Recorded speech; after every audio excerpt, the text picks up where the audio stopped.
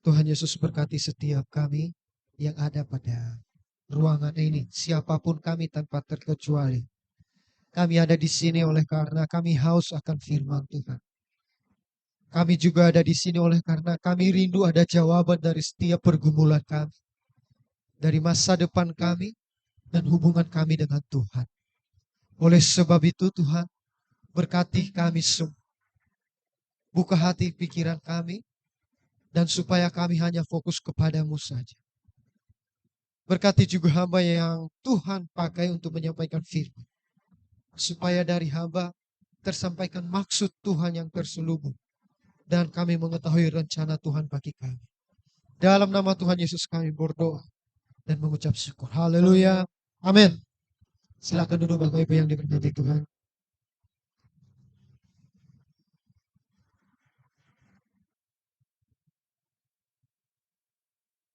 Shalom. Shalom. Bagaimana kabarnya Bapak Ibu? Dahsyat dan luar biasa. Sekali lagi saya mengucapkan terima kasih untuk Bapak Gembala dan juga majelis yang boleh memberikan saya kesempatan menyampaikan firman Tuhan di tempat ini. Dan saya percaya ini adalah rencana Tuhan. Amin. Mari kita membuka Alkitab kita Bapak Ibu yang diberkati Tuhan. Di dalam ada beberapa ayat yang nanti kita akan baca bersama-sama. Yang pertama di dalam Amsal pasal 21 ayat 23. Amsal 21 ayat 23. Oke, sudah ketemu. Kita baca bersama-sama ayat ini setelah saya selesai hit. Belum? Oke, baik. Masih bunyi-bunyi rupanya.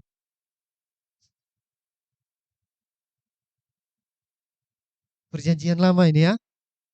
Belum pindah di kamus. Oke, sudah ketemu? Baik, mari kita baca setelah saya selesai hitungan ketiga. 1, 2, 3. Siapa memelihara mulut dan lidahnya, memelihara diri daripada kesukaran. Buka lagi Titus pasal 2 ayat 6. Titus pasal 2 itu perjanjian baru Bapak Ruben. Wah, sudah terhapus di situ berarti. Titus pasal 2 ayat 6.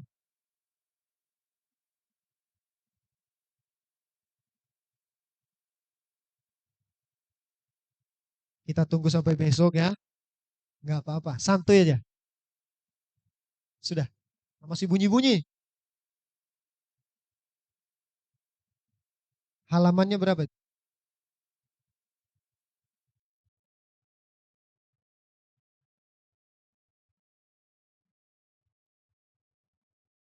Akhirnya ketemu juga. Yang ini masih belum. Enggak apa-apa, kita boleh lihat di layar. Titus pasal 2 ayat 6, 1, 2, 3. Demikian juga orang-orang muda, nasihatilah mereka supaya mereka menguasai diri dalam segala hal. Terakhir, kembali ke Amsal pasal 4 ayat 23. Harusnya ini kita sudah hafal ya. Ya nggak tahu juga sih. Amsal 4 ayat 23.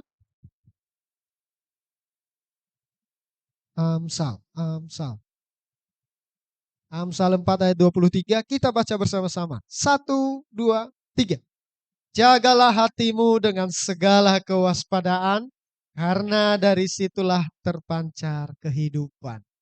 Sekian jauh pembacaan firman Tuhan. Yang berbahagia ialah yang membaca, merenungkan, dan yang melakukannya dalam kehidupan sehari-hari. Bapak Ibu yang diberkati oleh Tuhan Yesus Kristus, pada pagi hari ini seperti yang biasa sudah disebarkan di medsos, temanya ialah membangun penguasaan diri. Pertama saya mendapat tema ini, saya salah baca. Ya, yang saya baca di situ adalah membangun kepercayaan diri. Jadi saya persiapan Bapak Ibu, saya cari kenapa orang tidak bisa percaya diri.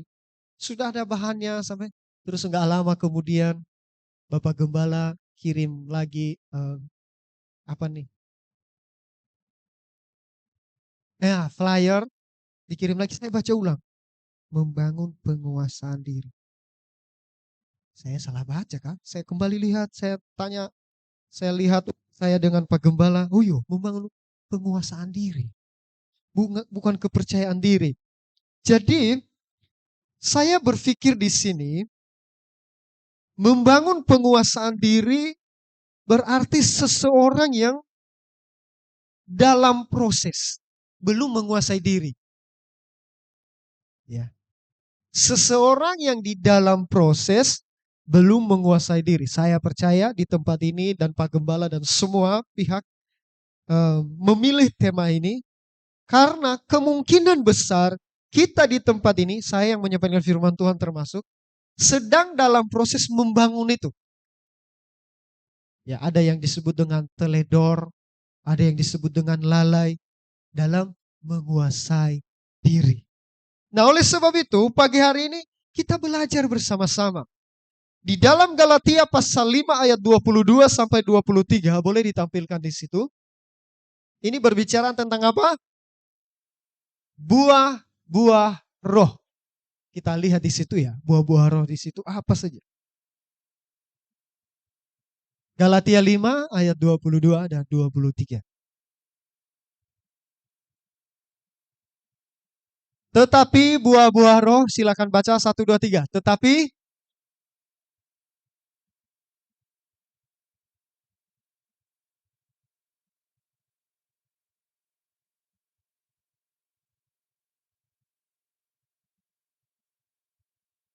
Bapak Ibu coba perhatikan. Dari ayat 22 dan 23.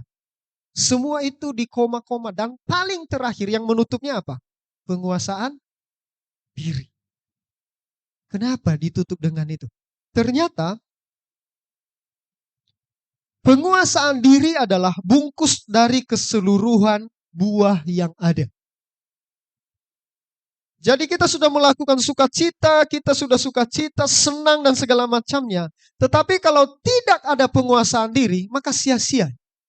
Makanya dibungkus. Jadi kesimpulan dari buah roh itu adalah penguasaan diri. Bagaimana kita bisa menguasai diri kita. Artinya tanpa penguasaan diri, maka mustahil untuk lulus, bukan lolos ya. Lulus di dalam buah-buah roh. Oleh sebab itu, penguasaan diri mutlak bagi orang percaya. Nah, pertanyaannya apakah kalau kita nggak bisa menguasai diri, kita bisa disebut orang percaya? Bisa. Makanya temanya ini sangat membantu kita membangun ya dalam proses. Nah, Bapak Ibu kita belajar faktor-faktor penghambat penguasaan diri. Ya, ada 2 yang saya temukan di sini, yaitu faktor eksternal atau itu faktor dari luar, dan disebut juga ada yang disebut faktor internal atau dari dalam diri kita. Ya. Faktor dari luar yang saya temukan itu biasanya adalah pergaulan. Pergaulan. Pergaulan itu sangat mengganggu dalam tanda kutip dan sangat mendukung bagaimana proses kita membangun penguasaan diri. Percaya nggak percaya? Ada firman Tuhan berkata, pergaulan yang buruk merusak kebiasaan yang baik. Nah, jadi pergaulan kita itu sangat menunjang kita, mempengaruhi kehidupan kita di dalam membangun penguasaan diri. Contohnya, kalau kita bergaul dengan orang yang suka mabuk, ya pastinya lama-lama kita akan terjerumus. Lah orang mabuk bisa menguasai diri enggak? Ya enggak. Enggak bisa orang mabuk. Kemungkinan besar ya. Orang mabuk kalau contohnya dia pendiam, kalau dia habis minum itu dia nyeloteh semua. Banyak bicara, dia mengeluarkan semua curhatannya, enggak bisa kendalikan diri. Atau banyak hal lain yang bisa mempengaruhi pergaulan-pergaulan kita. Kita yang tahu diri kita dengan Tuhan, kita yang tahu hubungan kita dengan sesama seperti apa. Tapi yang pasti, pergaulan yang buruk merusak kebiasaan yang baik. Dan membangun dan menghambat proses kita membangun penguasaan diri. Faktor internal atau faktor dalam diri kita. Yaitu apa? Cara berpikir. Cara berpikir kita bagaimana kita bisa menguasai diri kita. Oke, kalau seseorang berpikir bahwa saya disakiti. Saya terus disakiti, terus disakiti, terus disakiti. Lama-lama terbentuk dalam pola pikirnya bahwa orang saya ini adalah korban. Korban dan tidak layak mendapat sesuatu yang janji-janji yang baik. Tidak layak mendapat sesuatu yang baik. Nah, kalau sudah seperti itu, membangun penguasaan diri susah. Orang bicara A, tersinggung. Orang bicara B, tersinggung. Nah, hal-hal seperti ini, cara berpikir, pola pikir yang harus diubah. Nanti selanjutnya kita belajar. Yang berikut, yang menghambat itu adalah, dari diri kita itu adalah iri. Di sini tidak ada yang iri. Amin. Amin. Haleluya. Ya, iri. Tapi pengalaman saya dulu seperti itu. Menghambat penguasaan diri saya adalah iri. Kalau iri orang lain punya ini atau orang lain bisa ini, tidak apa-apa kalau contohnya irinya positif tanda kutip ya, ini tidak bisa digeneralisasikan. Irinya positif itu seperti apa? Contohnya nih Bapak Ruben bisa main bass. Irinya saya apa? Kalau ini negatif itu bagaimana supaya senar bassnya kakak Ruben itu putus. Nah itu iri negatif. Tapi kalau irinya positif, Bapak Ruben bisa main bass. Bagaimana supaya saya bisa main bass? Minimal di bawahnya beliau lah. Setidaknya ada bunyi-bunyi sedikit. Nah ini iri positif. Atau iri negatif lagi. Bisa main keyboard. Bagaimana supaya tombolnya saya copot satu? Nggak bisa main. Itu negatif Bapak Ibu. Tapi iri yang positif, besok saya tanya, pokoknya saya harus bisa, minimal seperti dia. Nah itu iri positif. Kalau tetangga punya TV, bagaimana supaya TV-nya pecah? Atau bagaimana? Ya, itu iri yang salah. Tapi iri yang positif, tetangga punya TV. Nah positifnya bagaimana? Tuhan, kalau Tuhan izinkan, saya membutuhkan TV. Bagaimana supaya saya kerja, menabung, ya bukan meminjam loh ya. Menabung, dan bisa beli TV. Itu iri positif. Nah, selama ini kita sudah punya pengalaman, Bapak Ibu mungkin lebih umurnya daripada saya. Iri apa yang selama ini saya praktekkan dalam hidup ini? Apakah negatif, susah melihat orang senang, atau iri positif? Bagaimana supaya kita sama-sama membangun, sama-sama bertumbuh? Ya, kalau kamu bisa, saya pasti bisa. Amin. Berikutnya, yang menghambat kita bisa menguasai diri dari dalam itu adalah dendam. Beda tipis sama iri. Dendam itu susah. Dikasih tahu nggak bisa. Ya, itu dampak memproteksi diri bahwa saya ini antara tidak salah atau saya ini memang bersalah. Jadi ketika kita menyampaikan sesuatu pun nggak mau terima lagi.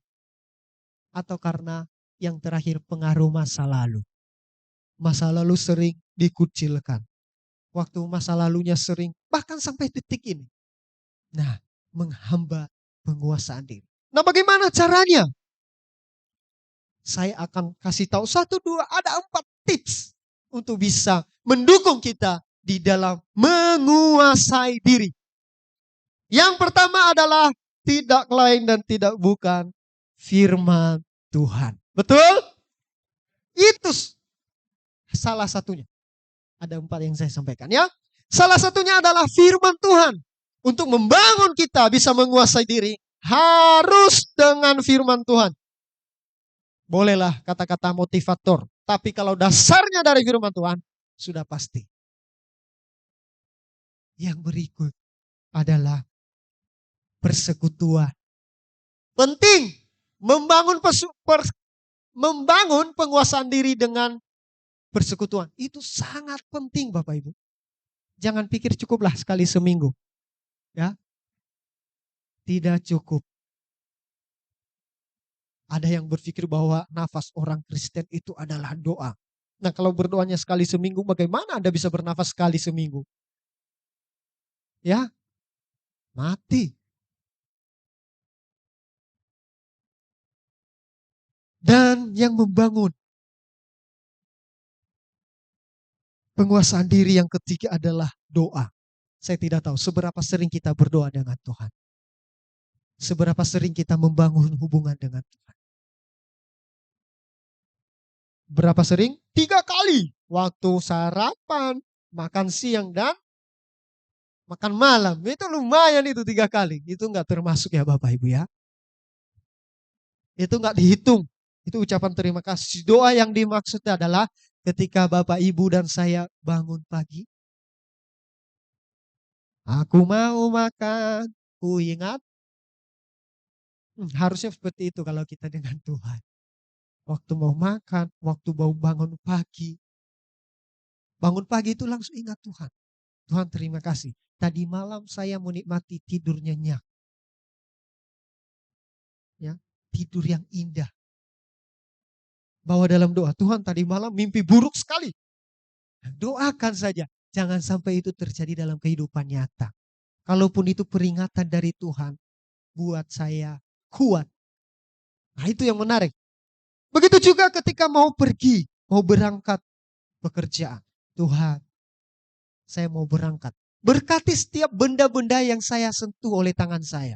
Itu penting. Pakai tangan saya untuk menjadi berkat. Siapapun. Berkati setiap benda-benda yang saya lihat. Orang-orang yang bertemu dengan saya. Membangun penguasaan diri. Dan berikan saya kesabaran. Kalau saya bertemu dengan orang-orang yang menjengkelkan. Itu yang penting.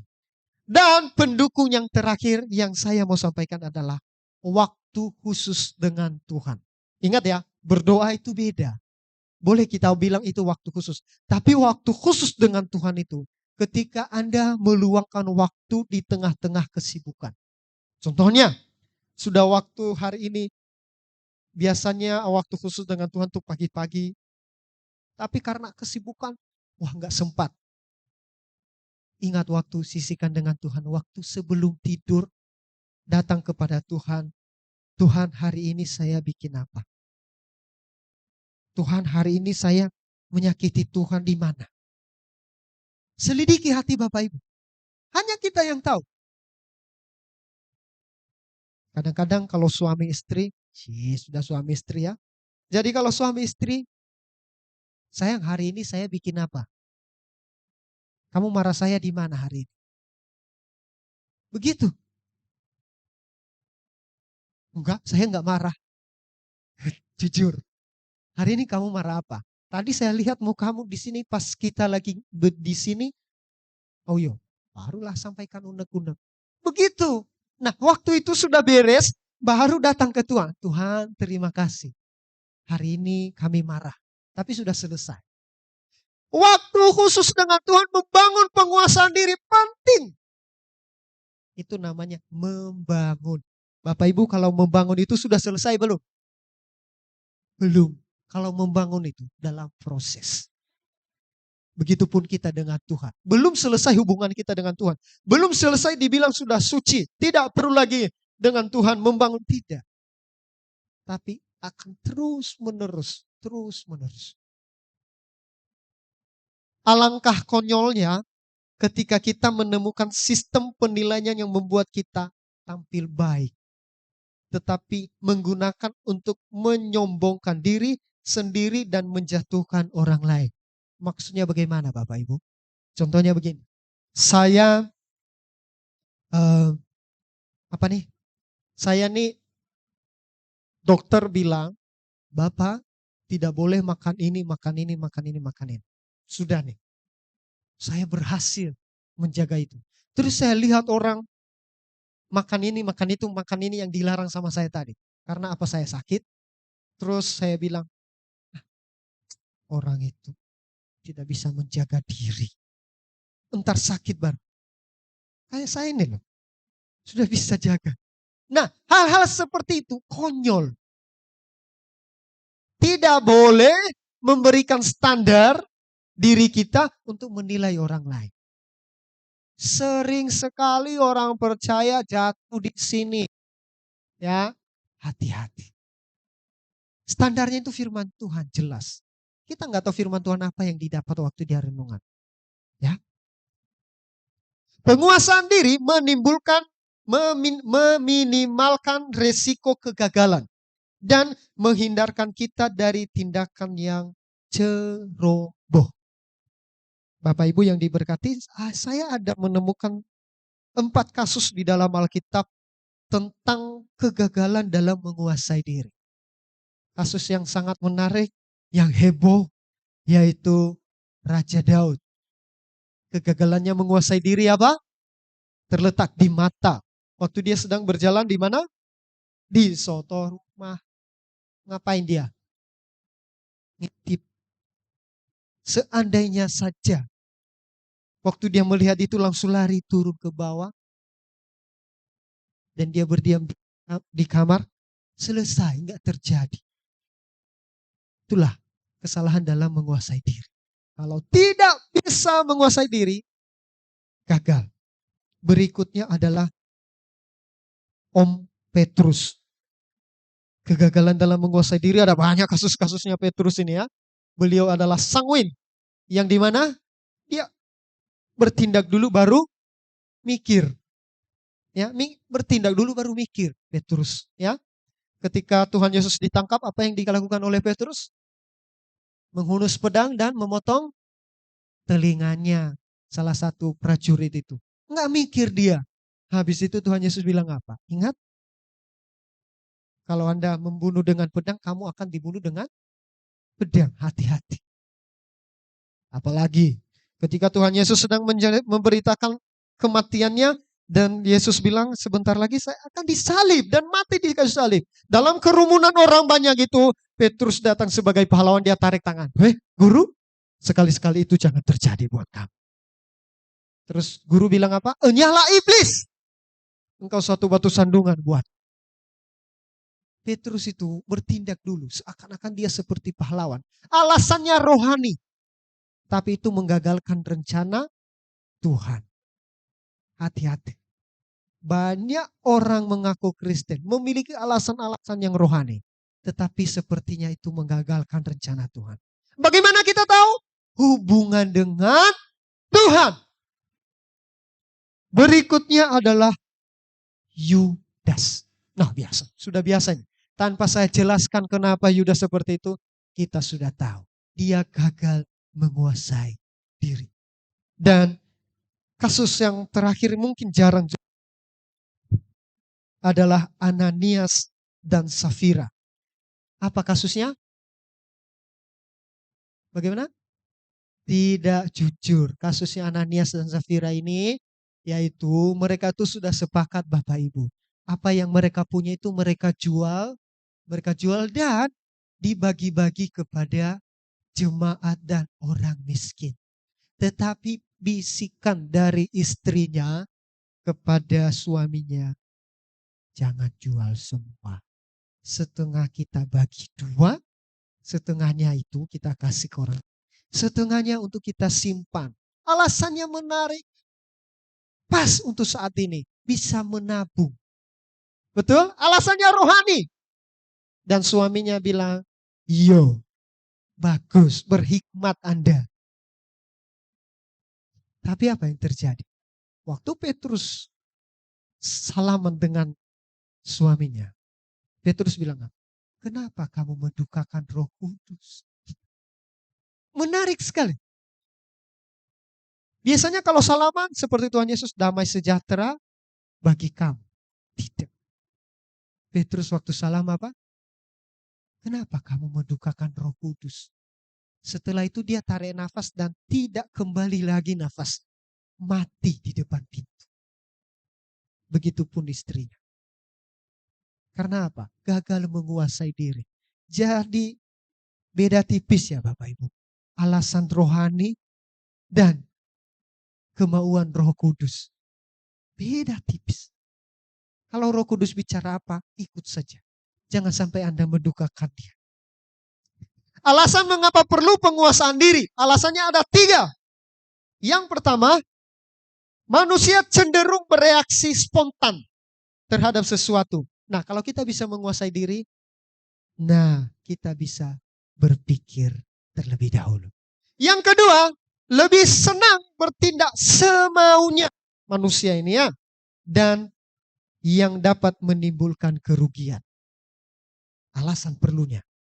Karena kita sering bertindak semaunya. Akhirnya nanti kita rugi.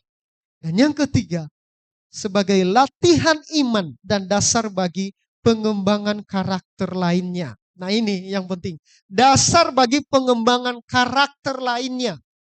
Berarti penguasaan diri ini penting. Untuk apa? Bisa mengembangkan karakter-karakter lainnya yang kita punya. Contohnya kesabaran. Kalau kita sudah menguasai diri dalam kesabaran, pasti karakter yang lain akan muncul. Kelemah lembutan.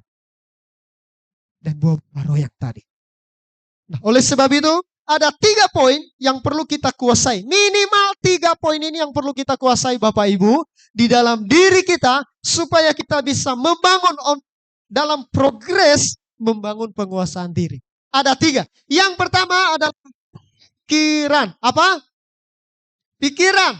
Yang harus kita kuasai dalam diri kita adalah pikiran. Jika kita tidak bisa menguasai pikiran, maka kita tidak bisa menguasai tindakan kita. Betul? Betul. Kalau pikiran kita kacau, maka tindakan kita. Ya, sedikit kesaksian. Ketika masa-masa persiapan wedding, persiapan pernikahan waktu itu. Wah, pikiran saya itu kemana-mana. Yang menarik, tindakan saya unik. Pernah nih. Pernah saya jemput. Saya sering ke tempat mantan pacar atau istri saya saat ini. Saya sering ke sana jadi harus mutar balik begini. Nah, suatu hari saya ngantar anak-anak sekolah itu. Anak sekolah kan harus ke SMA 1 itu harus putar balik juga ikut. Tidak tahu ceritanya, pikiran saya kemana, saya antar tiba-tiba masuk gang. Gangnya, masuk gang rumahnya. Nah, terus anak-anak sekolah yang saya, Novet mau kemana? Oh iya ini masih pagi-pagi mau antar sekolah. Ya sudahlah lurus saja belok baru antar. Pikiran gak sinkron dengan tindakan. Karena pikiran saya kemana-mana. Nah kalau kita sudah bisa menguasai itu. Caranya gimana? Nah, nanti saya kasih tahu. Bagaimana bisa menguasai pikiran. Jadi kalau pikiran kita nggak bisa terkontrol, tindakan kita pun nggak bisa terkontrol Bapak Ibu. Coba saja. Contohnya nih, kalau pikiran kita nggak baik-baik saja seperti tadi itu yang saya sampaikan. Kita kemana, jalurnya kemana. Yang bertindak itu, yang bekerja itu seperti otak yang ada di bawah alam sadar kita. Kayak seperti rutinitas. Nah itu bahaya. Jadi bisa disimpulkan bila pikiran kita terus diisi oleh firman Tuhan, segala perbuatan dan tindakan kita akan terarah dan terkontrol. Amin. Jadi pikiran kita itu harus diisi firman Tuhan. Harus terus menerus. Ya, jangan status bagaimana supaya bisa nyindir orang. Kalau status pikiran kita bagaimana supaya saya bisa nyindir orang ini, nyindir orang ini. Sudahlah. Bahaya itu. Jangan sampai ya, jemaat di tempat ini jatuh dalam status. Jatuh tuh gini, maksudnya jatuh suka nyindir orang, jangan deh. Ya, saya sebagai hamba Tuhan di tempat ini mengingatkan. Yang kedua, yang harus kita menguasai diri adalah lidah atau ucapan. Di dalam Yakobus pasal 3 ayat 5. Demikian juga lidah, walaupun suatu anggota kecil dari tubuh, namun dapat memegahkan perkara-perkara yang besar. Lihatlah, betapapun kecilnya api, ia dapat membakar hutan yang besar. Apa ini maksudnya? Bapak Ibu, Yakobus mengumpamakan, menyamakan bahwa lidah itu seperti api. Mengerikan sekali. Tadi dikatakan, ya firman Tuhan, api yang kecil kalau ditarik tengah-tengah hutan yang besar, maka dia akan membakar hutan itu. Begitupun lidah. Rasul Yakobus mengumpamakan itu. Berarti Yakobus ini pengalaman dengan yang namanya lidah atau ucapan. Bapak Ibu yang diberkati oleh Tuhan Yesus Kristus, ada berapa banyak orang yang bertengkar oleh karena ucapan, oleh karena lidah. Ada berapa banyak orang rusak hubungannya, persahabatan, pertemanan yang cukup erat. Boleh dikatakan seperti teman, seperti keluarga. Tapi oleh karena ucapan rusak. Itulah kenapa kita penting menguasai lidah, menguasai diri. Sudah banyak kesaksian. Bahkan yang paling sadis atau yang paling miris, kakak adik tidak baku tegur sapa. Oleh karena omongan, oleh karena lidah. Kalau ada itu, cepat-cepatlah menguasai diri. Bangun progres itu. Caranya gimana? Susah sekali. Firman Tuhan. Lah firman Tuhan suruh apa? Yang nggak tahu. Suruh Anda menguasai diri. Caranya gimana lagi? Renungan. Bangun. Atau yang paling susah renungan. Oke lah, datang kepada Bapak Gembala. Itu sudah jalan terbaik. Saya baca firman Tuhan ini nggak ketemu nih ayat yang pas ini. Apa yang Tuhan mau dari saya ya? Datang kepada Pak Gembala. Pak Gembala bagaimana? Begini Pak Gembala. Ya memang lidahmu itu harus dikontrol. Saya langsung tersinggung. Pak Gembala nggak mau datang lagi. Ibadah. Bapak kata-katanya Bapak tuh kalau bicara tuh harus dikontrol. Nggak mau. Tersinggung. Lu maunya apa? Pantas saja baca firman Tuhan nggak konek-konek apa yang Tuhan mau.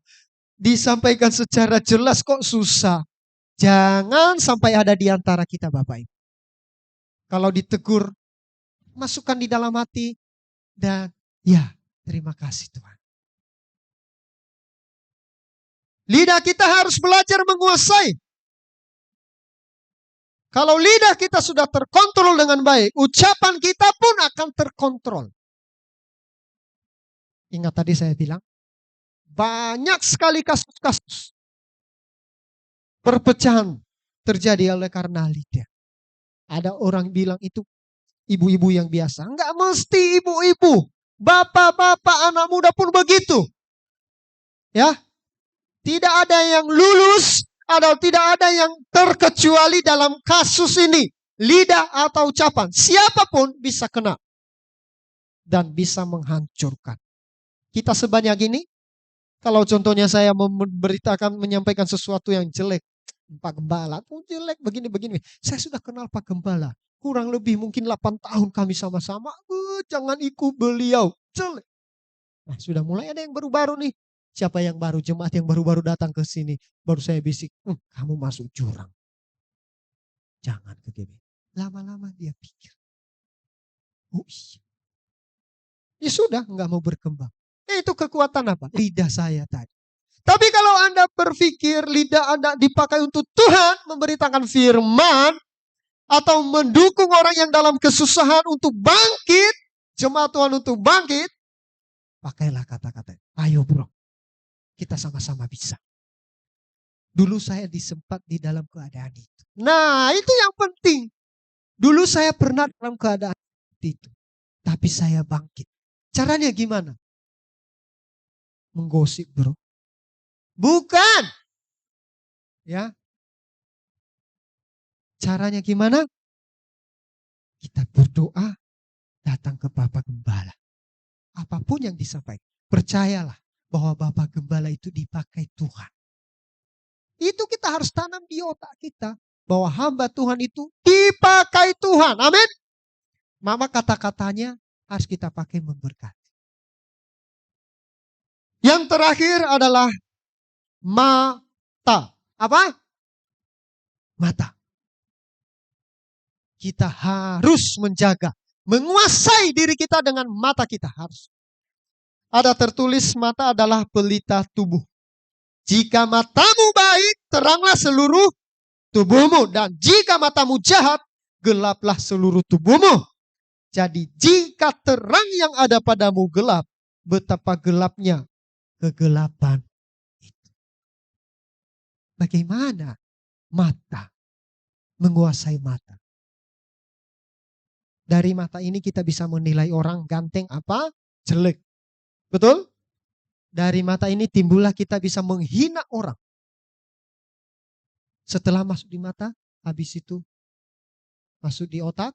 Setelah di otak, masuk di hati. Atau dari mata turun ke hati, baru ke otak. Terserah. Tapi yang pasti, setelah diproses ke sini, akan dia keluar. Otak itu memerintahkan untuk mengeluarkan imun.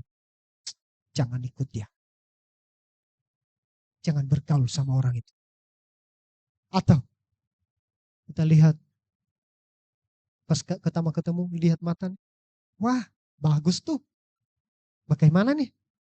Atau pertama ketemu, orang ini nggak tahu dandan, jelek. Nah, hati-hati dari mata. Nah, kalau kita menggunakan mata kita untuk melihat hal-hal yang baik. Jadi begini. Positifnya gini ya. Bagaimana dalam kejelekan seseorang pun kita bisa melihat sesuatu yang baik. Itu yang paling penting. Bagaimana belajar menerima orang? Lihatlah kebaikan dari semua kejelekan yang dia lakukan. Ada hal positif. Ya. Seburuk apapun orang, pasti ada hal baik yang dia lakukan. Amin. Lihatlah itu. Yang menarik, suatu hari kami masuk di dalam satu perdebatan yang unik. Yang mempertanyakan tentang Alkitab waktu itu. Di dalam pertanyaan itu, seseorang mempertanyakan tentang keaslian Alkitab. Kenapa kamu percaya Alkitab? Saya tidak percaya. Saya tanya, kamu percaya? Tidak. Terus dari situ saya bertanya, menurut kamu, Alkitab yang kamu lihat ini 100% benar atau 100% salah? Itu pilihan pertama. Pilihan kedua saya bilang. Atau sebagian salah, sebagian benar. Setelah saya menyampaikan bukan kesimpulan, pilihan itu, dia bingung menjawab. Karena kenapa? Saya yakin dia memilih sebagian salah dan sebagian benar. Cuman saya sudah menyiapkan jawaban waktu itu. Saya bilang, kalau seandainya dia pilih 100 sebagian salah atau 100% salah, maka saya bilang ke dia, kenapa kamu penasaran? Kenapa kamu bertanya kalau kamu sudah tahu itu kesalahan? Dan kalau dia bilang sebagian benar atau 100% kebenaran, kenapa kamu tidak mempelajari kebenaran saja? Kenapa kamu sibuk dengan kesalahan itu? Nah, waktu saya menyampaikan argumen itu, dia nggak mau melanjutkan pertanyaannya lagi. Dan saya sudah siapkan jawaban itu, dan dia nggak memilih. Hari itu, dia langsung pergi. Saya pikir saya ketemu jawabannya. Tidak apa-apa. Kamu tanya saja. Bapak Ibu, begitulah kita. Sering kita lebih sibuk dengan kesalahan tanpa melihat satu kebenaran. Ya, begitu. Banyak kan biasa di status 1000 kebaikan kita lakukan. Jutaan satu karung kebaikan kita lakukan. Satu kesalahan saja yang kita kerjakan. Itu akan menghapus dan melupakan semua kebaikan. Itu salah. Ya, saya mau bilang. 1000 kesalahan yang dia lakukan. 1.000 kesalahan. Satu kebaikan yang dia lakukan. Pupuklah itu. Yang menarik, saya tidak tahu, tiba-tiba saya ingat. Ketika saya dalam pergumulan yang cukup berat. Dan saya tidak menemukan jalan keluar, tanda kutip, Bapak Ibu. Dan dari situ, saya mulai hitung-hitungan dengan Tuhan. Dalam hati saya bilang, Tuhan, saya selesai SMA itu saya langsung menyerahkan diri dengan Tuhan. Dan sampai detik ini mungkin saya sering mengecewakan Tuhan. Dan saya pun kecewakan Tuhan, saya kembali kok ke Tuhan. Saya mulai seperti itu. Tapi kok tidak ada sesuatu yang dalam tanda kutip, kenapa seperti ini Tuhan? Jadi di dalam situasi seperti itu, di mobil, sementara saya nyetir mobil, saya ingat, saya pinjam mobil Pak Gembala waktu itu, sendiri. Dan air mata saya menetes Bapak Ibu, tidak tahu kenapa. Dan di momen itu, tiba-tiba ada yang berbicara. Seperti di telinga saya itu, saya nggak tahu itu Roh Kudus atau yang lain. Tapi saya percaya itu suara Tuhan. Di situ dikatakan, pertanyaan itu dia hanya memberikan saya satu, seperti apa ya, 2 perbandingan. Dia bilang begini, kamu harus tahu perbedaan. Kamu kerja di ladang Tuhan dan kamu kerja di ladang manusia. 2 itu, perbandingan itu, sudah saya langsung kayak tersadar dari sementara saya nyetir. Udahlah saya mulai, kalau di bahasa teologi itu seperti eksegese, maksudnya kerja di ladang Tuhan, perbedaan kerja di ladang Tuhan dan kerja di ladang manusia. Dan apa yang saya tangkap? Bapak Ibu tahu perbedaannya.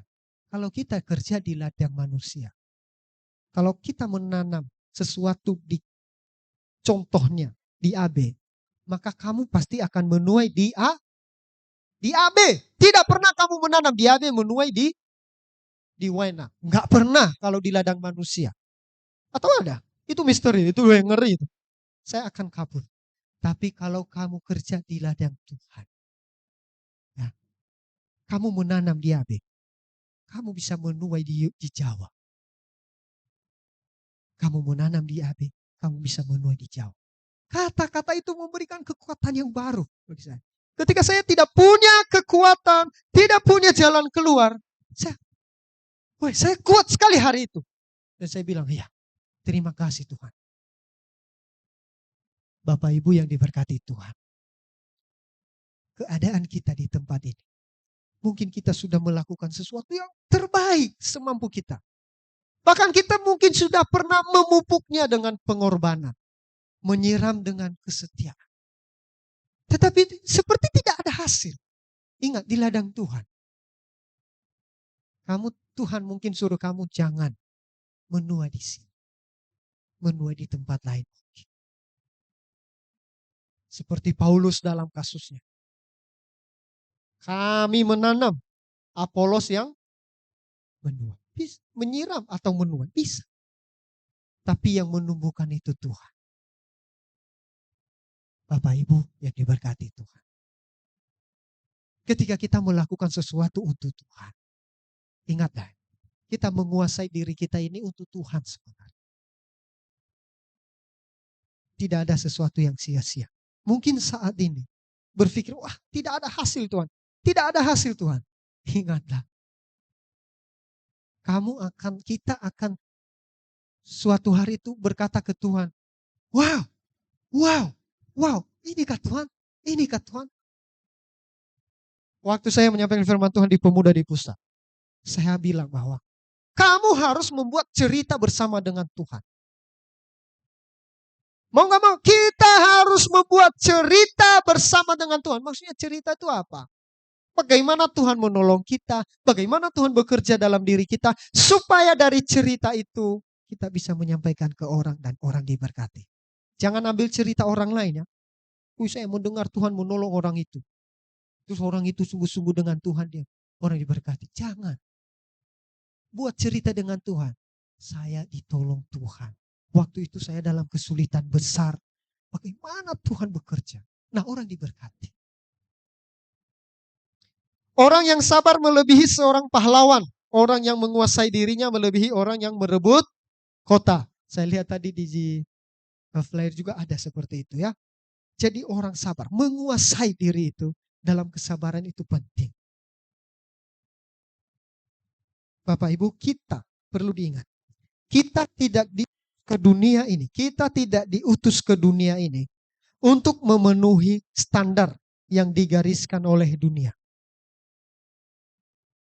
Tetapi kita diutus untuk memenuhi apa yang Tuhan mau. Amin.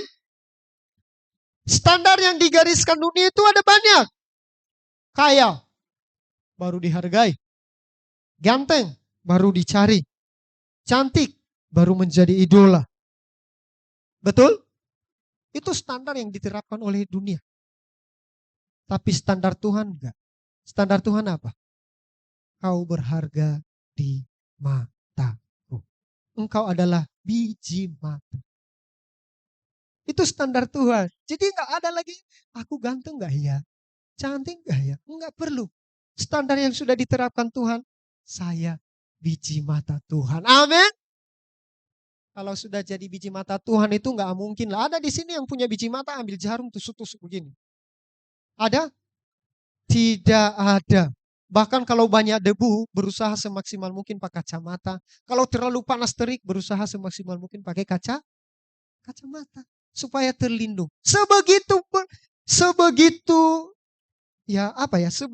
intensnya kita menjaga mata itu. Biji mata kita. Begitulah Tuhan menjaga kita. Kita sendiri yang kadang-kadang suka iseng-iseng ambil pasir sedikit lah taruh di begini. Supaya tahu. Yang seperti itu kita kalau melawan Tuhan. Aduh, biji mata saya kenapa seperti ini? Kacau sekali. Sudah dijaga baik-baik oleh Tuhan. Enggak mau Tuhan, saya mau ambil pasir. Seger. Bagaimana? Ya. Dunia boleh menghakimi. Tetapi kita yang mengadili. Bagaimana itu? Ya. Dunia boleh menghakimi, tetapi kita mengadili. Apa maksudnya? Dunia boleh menghakimi kita jelek, jahat. Tapi kita yang menghakimi diri kita. Tuhan tahu kan? Tuhan tahu. Tuhan tahu. Nah itu. Bapak Ibu yang diberkati. Jadi, membangun penguasaan diri adalah proses yang sedang terjadi untuk diri kita lebih baik di hadapan Tuhan. Amin. Proses yang sedang terjadi untuk diri kita lebih baik di hadapan. Tapi kalau kita semakin jauh dengan Tuhan, itu kayaknya proses yang tidak terjadi. Gagal dalam menguasai diri. Dan yang kedua, atau yang terakhir, membangun penguasaan diri adalah cara kita melatih diri untuk membiasakan apa yang berkenan kepada Tuhan dan sesama. Cara kita melatih diri, melatih. Kalau melatih itu sama dengan kayak tadi membangun suatu rumah itu mulai dari fondasinya dan segala macamnya. Nah kalau melatih itu membiasakan. Contohnya nggak biasa renungan, membiasakan komitmen. Pokoknya saya harus renungan. Membiasakan diri berdoa. Pokoknya bangun pagi, tidak mau terjadi apa-apa dulu sebelum saya berdoa. Melatih. Melatih itu susah. Kayak seperti kita latihan apa segala macam. Latihan bola, nggak biasa gocek bola, harus melatih akhirnya bisa. Jadi cara melatih diri untuk membiasakan apa yang berkenan kepada Tuhan dan sesama. Harus penting dulu kepada Tuhan baru sesama ya. Bapak Ibu yang diberkati oleh Tuhan Yesus, itu saja firman Tuhan yang boleh saya sampaikan buat kita. Membangun penguasaan diri, saya bilang tidak gampang. Tetapi kalau kita dengan Tuhan, meminta kekuatan Tuhan, meminta kuasa dari Tuhan, saya percaya kita mampu. Kita susah menguasai diri kita dalam hal apa? Emosi mungkin, meledak-ledak, minta kekuatan Tuhan. Atau dari perkataan mungkin, minta kekuatan Tuhan. Amin. Tuhan Yesus memberkati. Mari kita berdoa. Tuhan, terima kasih untuk firman Tuhan pagi ini. Kami belajar bagaimana kami harus menguasai diri kami. Sekiranya sebelum-sebelumnya kami terus-menerus gagal. Tuhan tolong kami. Untuk kami boleh membuat komitmen dengan Tuhan. Kami rindu untuk bisa menguasai diri kami. Yang pastinya berdasarkan kekuatan yang Tuhan kasih. Terima kasih firman. Dan teruslah berbicara bagi kami. Dalam nama Yesus kami bersyukur. Haleluya. Amin.